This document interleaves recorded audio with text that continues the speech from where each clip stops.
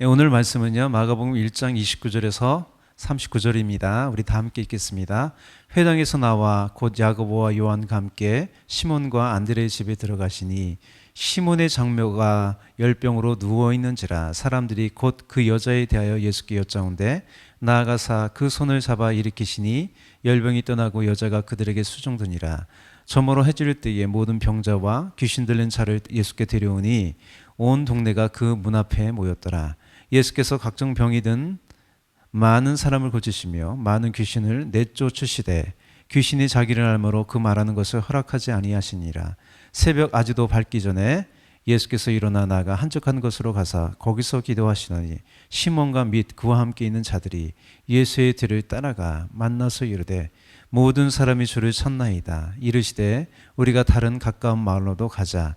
거기서도 전도하리니 내가 이를 위하여 왔노라 하시고 이에 온 갈릴리에 다니시며 그들의 여러 회당에서 전도하시고 또 귀신들을 내쫓으시더라. 아멘. 오늘은 마가복음 네 번째 시간입니다.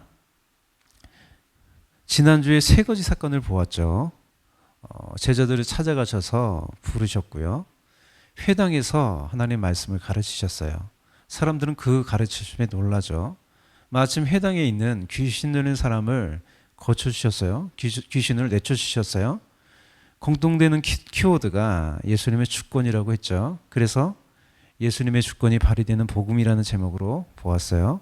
오늘 읽은 본문은요, 예수님이 회당에서 나온 후의 일이에요. 이제 마가복음이 기록한 세상에서의 첫 번째 사역이라는 거예요. 그 복음의 시작이 어디서 시작돼요? 예수님께서 제자로 부른 베드로의 집에서 시작되는 거예요. 마찬가지로요, 우리에게 주신 복음의 시작은 우리의 가족부터 일어나는 거죠. 본문을 통해 베드로의 인적 사항을 좀 알 수 있어요. 집은요, 가버나움에 있었고요. 베드로는 결혼한 사람이에요.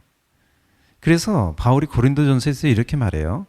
게바와 같이 믿음의 자매 된 아내를 데리고 다닐 권리가 없겠느냐. 베드로가 아내를 데리고 다니면서 전도를 했나 봐요. 사역을 했나 봐요. 또 동생 안드레도 함께 살았어요. 또 누구하고 살았어요? 장모님이 언급되죠. 장모님이 놀러 온 것 같지는 않고 모시고 산 것 같아요. 첫 번째로요, 오시는 주님이에요. 오늘 본문의 시작이 이렇게 되어 있죠. 회당에서 나와 곧 야고보와 요한과 함께 시몬과 안드레의 집에 들어가시니, 본문은요, 시몬과 안드레의 집에 가셨다라고 일반적으로 표현하지 않아요. 들어가셨다라고 합니다. 원어로는 엘론 에이스라고 해요. 엘론 에이스. 그 안으로 들어가셨다는 거예요. 주체가 예수님이라는 거죠. 예수님께서 복음의 주체로서 인간의 몸을 입고 세상 안으로 오셨어요. 그래서 오늘 본문은요, 단순히 집에 가서 머무르는 그 이상의 의미가 있는 거예요. 누가복음도 그러죠. 그 세리장인 삭개오가 예수의 소문을 들었어요. 예수가 누구인지 알고 싶었어요. 그래서 하던 일을 중단하고 여리고 길가로 나왔죠. 군중이 많아서 삭개오는 이제 볼 수가 없어서 뽕나무에 올라갔어요. 마침내 예수님께서 그 가운데, 그 가까이로 오셨어요. 삭개오를 보시면서요, 뽕나무에서 내려오라 그랬어요. 그러면서 예수님께서 내 집에 가서 유하겠다고 해요. 이것은 삭개오의 인생에 들어가시겠다는 거예요. 예수님이 우리 안으로 오시면요, 변화가 일어나요. 마음과 생각이 달라져요. 삭개의 마음이 달라진 거예요. 변화가 왔어요. 그래서 내 소의 절반이라도 가난한 자들에게 주겠다고 이렇게 하는 거예요. 여러분, 이것이 구원입니다. 그래서 예수님 마지막에 이렇게 말씀하시죠. 인자의 온 것은 잃어버린 자를 찾아 구원하려 함이니라. 누가복음에서 삭개오가 주님을 만난 사건을 통해서 구원이 무엇인지 보여줘요. 그래서 굉장히 중요한 말씀이죠. 삭개오가 어떻게 주님을 만났습니까? 하던 일을 멈추고 예수님이 어떤 분인가 보려고 길가로 나왔다는 거예요. 또 주님을 보려는 갈망이 있었다는 거예요. 그래서 나무에 올라갔어요. 그것에 주님이 멈추시고 삭개오를 부르시고 삭개오의 인생에 들어가셨어요. 삭개오의 인생에 어둠이 떠나가고 봄이 찾아왔어요. 복음의 주체가 되시는 예수님이 회당에서 나와 시몬의 장모가 있는 집으로 들어가셔요. 사람들이 예수님을 보자마자 장모가 열병으로 아파서 누워있다고 말해줘요. 사람들이 이렇게 알려주는 거 보면 시몬도 모르고 있었던 거죠. 그래서 시몬이 예수님을 장모님이 아파서 모시고 온 것이 아니라 예수님이 시몬의 장모의 집에 가신 거예요. 오신 거죠. 그래서 시몬이 예수님을요, 장모님이 아파서 모시고 온 것이 아니라 복음의 주체 되시는 예수님이 시몬의 장모에게로 온 거죠. 두 번째로 하나님이 구원하시는 방법이에요. 예수님이 오셔서 어떻게 하시는지 우리 볼게요. 시몬의 장모의 열병은요, 아파 누울 정도로 병이 심각해요. 그래서 같은 사건을 기록한 누가는 이렇게 기록합니다. 시몬의 장모가 중한 열병을 앓고 있는지라. 예수님께서 장모가 누워있는 곳으로 가셨어요. 그 여인의 손을 잡고 일으키세요.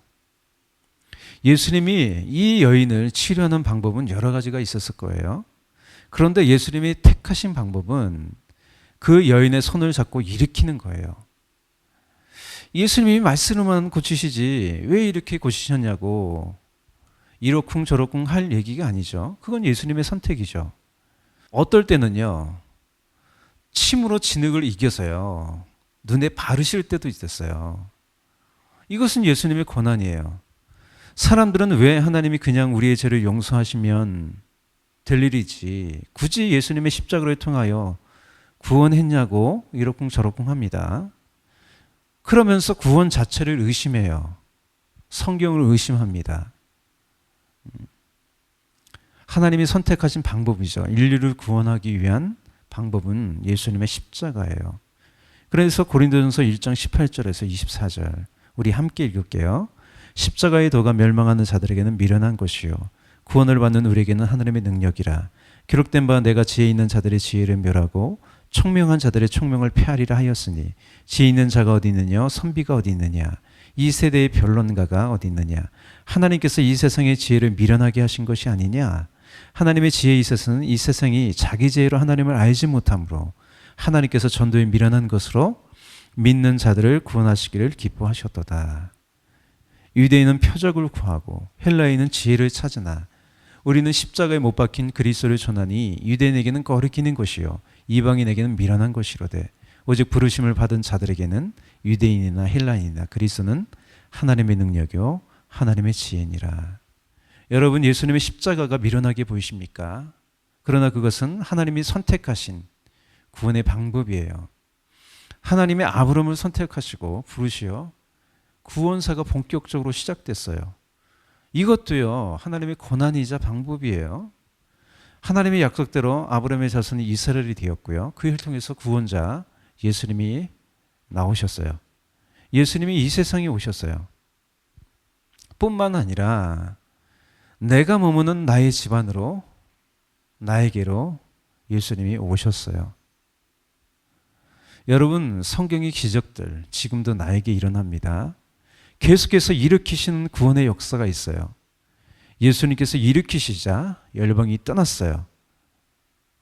그런데 병이 사라졌다는 것보다 더 중요한 것은 예수님이 그의 삶 가운데 오셨다는 거예요. 여리고의 거지 바디메오가 눈을 뜬 것보다 또 이제부터 거지 생활을 안 해도 된다는 사실보다 중요한 것은 바디메오가 예수님을 만났고 이제 예수님을 따르는 사람이 되었다는 거예요. 오직 하나님의 구원은요, 오직 예수 그리스도 안에 있습니다. 그래서 사도행전 4장 12절이에요. 다른 이로서는 구원을 얻을 수 없나니 천하 인간의 구원 얻을 만한 다른 이름을 우리에게 주신 적이 없음이니라. 아멘. 예. 세 번째로요, 한적한 그 자리로입니다.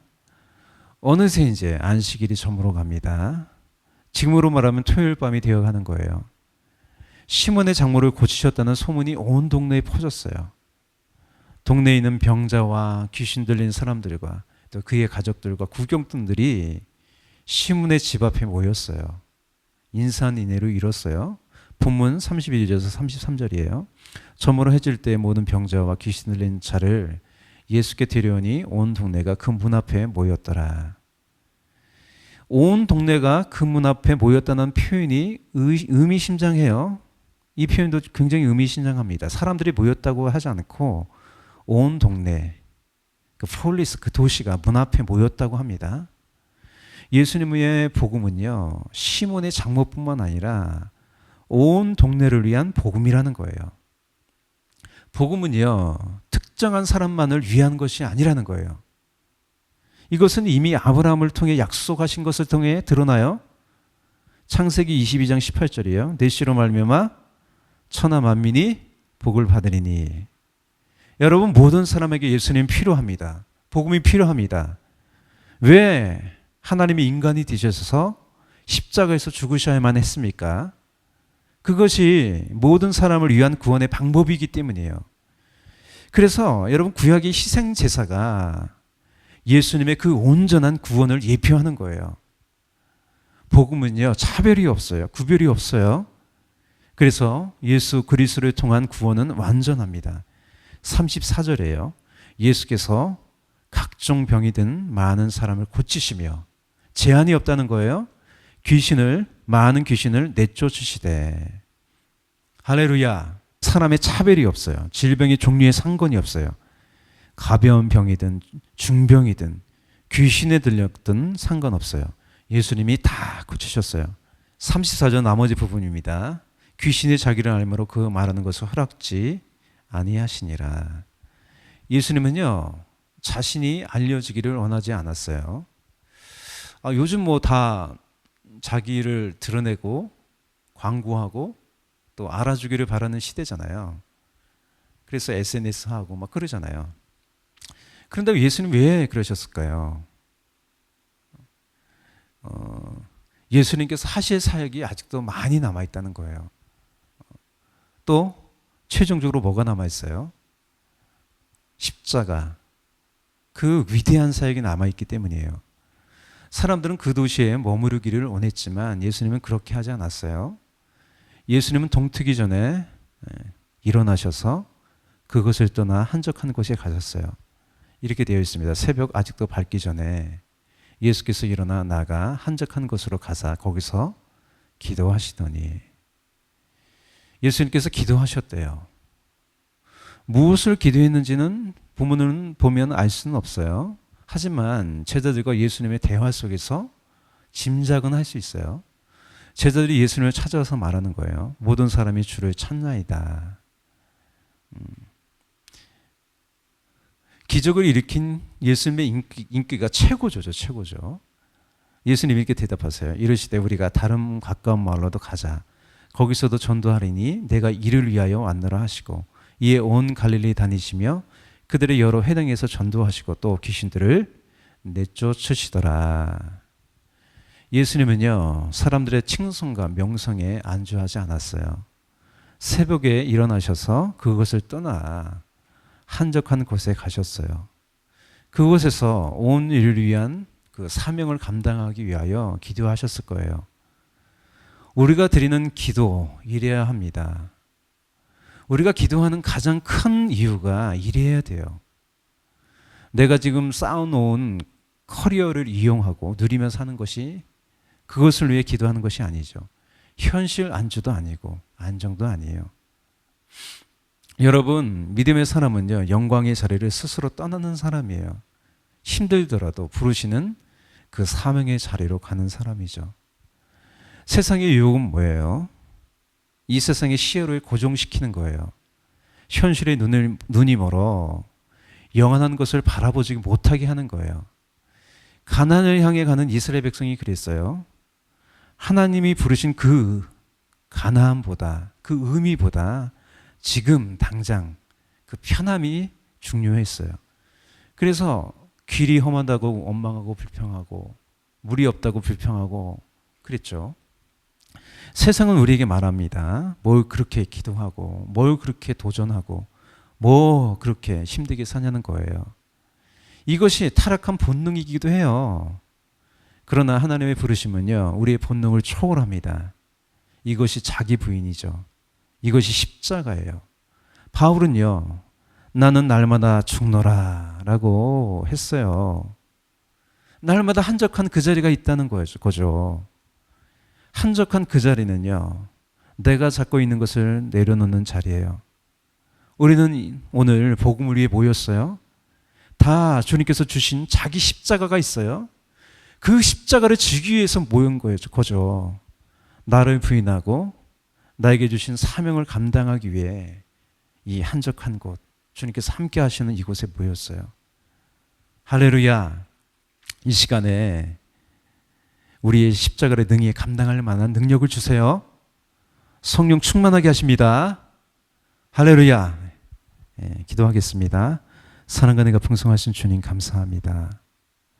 이 한적한 이 자리에 모여 주님을 바라보고 주님을 의지합니다. 나에게 주신 사명, 나에게 주신 그 십자가, 아버지 하나님 감당하기 원합니다. 주님 붙잡아 주옵소서.